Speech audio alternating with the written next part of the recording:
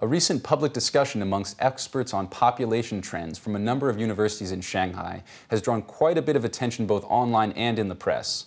One aspect of the talks involved China's serious gender imbalance in favor of men due to a combination of the one-child policy and a traditional preference for male children.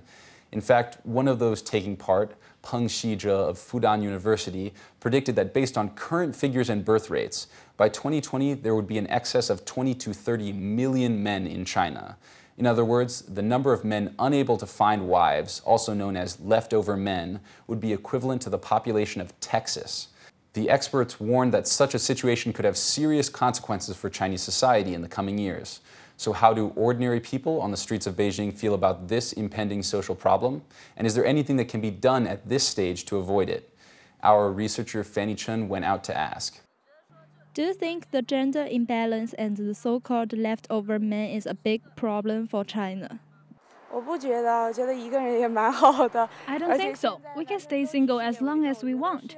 If someone has a stable and successful career, they won't be the one left over. Well, there seems to be very few leftover men or women around me, so personally, I don't think it's a big problem. I don't think this is a problem that we should worry about. It's not something we should be concerned about. Even if these experts are worried about it, what can we actually do to solve the problem? Can we conjure up women on demand? We can't see the effect now, but there will certainly be consequences down the road.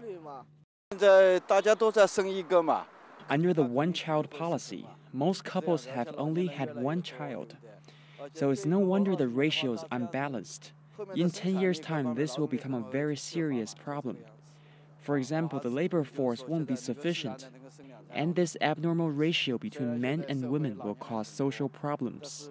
Do you think there are any changes in policy that could be made to improve the situation?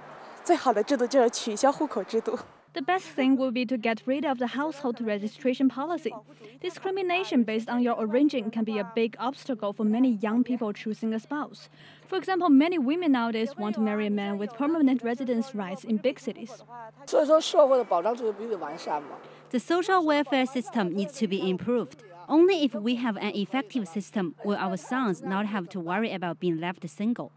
But I still believe people should be free to have children as they see fit. The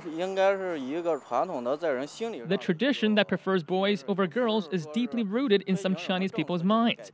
I don't think any policy can change this. Regulations or penalties won't change their mindset.